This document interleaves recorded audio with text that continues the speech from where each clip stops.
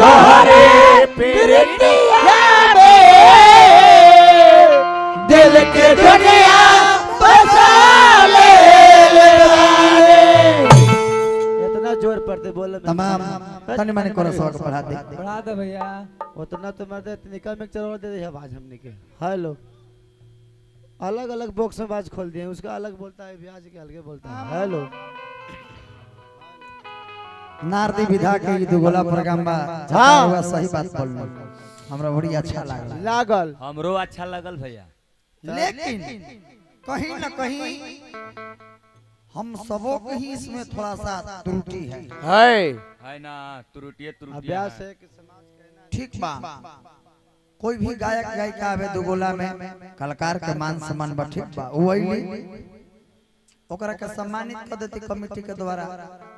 अब एगो गाना, दूगो, तीनगो, चारगो, पांचगो, छगो बढ़ते गई तो माहौल चेंज हो उससे माहौल चेंज हो जाला। दादा हमर बात करवा पूरा मर्डर हो गइल। रउआ गार्जियन बनी, हम तो एक तुच्छ मानव हैं, एक छोटा मोटा कलाकार हैं। हाँ। लेकिन मेरा भी एक अनुभव है कि जब दुगोला के प्रोग्राम में दुगोला के श्रोता आए हैं और उसमें रंगारंग जब स्टेज प्रोग्राम हो जाएगा तो फिर माइंड जो है कन्वर्ट ले लगा दूसरा जगह ले लेता है, इधर होने लगता है। हाँ, फिर कहानी लगी कहा दुगोला का जखनी मर्डर हो गया। हाँ, दुगोला खत्म जखनी है।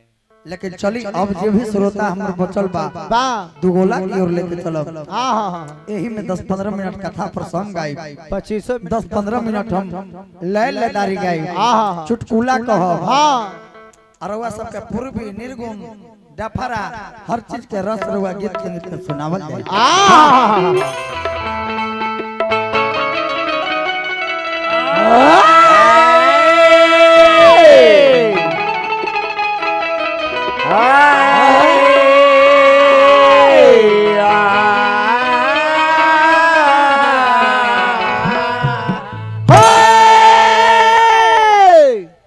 नारी नारायण से पहले कहैली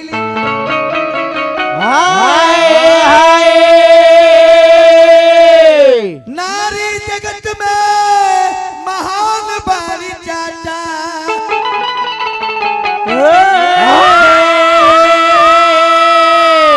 और नारी न होती तो हम नहीं होते। नारी न होती तो पूरा संसार नहीं होता।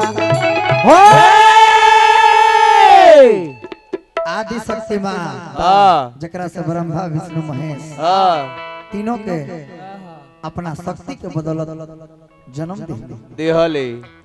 ब्रह्मा जी सृष्टि के रचना कैले, विष्णु जी सृष्टि के पालन कैले, आ शंकर जी समय के अनुसार सृष्टि के संहार कैले। पहले एगो भजन की ओर लेके चलत तानी, फिर एक बाद कथा प्रसंग।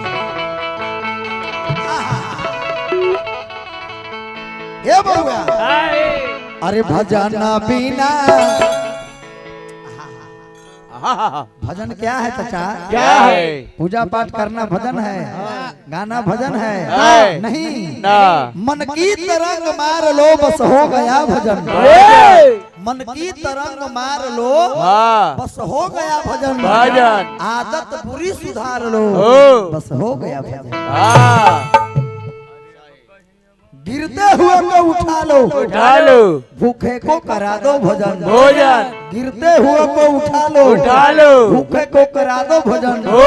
आदत बुरी सुधार लो बस हो गया भजन।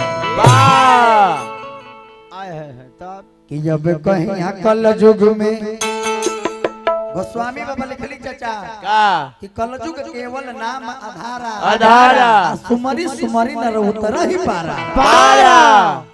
आज जवानी बा तरवा राम का नाम नहीं खिले 3 बजे खाना खाए लगा तब आज जवानी बा राम के नाम नहीं खिले, जीवन बाबा का नाम नहीं खिले। अब बुढ़ारी आ जाता तो कहे के राम तो कहे लगबो हले लाम लाम लाम हले हले हले कितना कितना कितना हले। यही गर्मी रखा तनी टीम में दुनिया में हाँ इस धरती पर बजट नहीं खा गर्मी सब यदि सस्ता चीज है, गार्जियन मिलाउट मेरा ध्यान दिया जाए। हाँ यदि धरती पर सस्ता चीज है तो भगवान का नाम है सस्ता चीज। हाँ अब वही सस्ता महंगा हो जाला कब? कब? जब बुढ़ारी का शरीर आ जाला। तो काहे कि जवानी में तो रहुआ भुलाई करने हमनी हमरा हो सोचे के बा, लेकिन यही शरीरिया जब बुढ़ारी अवस्था में आई तो राम का नाम सही से ना कहा कि अब कहीं अकल युग में अरे आई बये कन्हा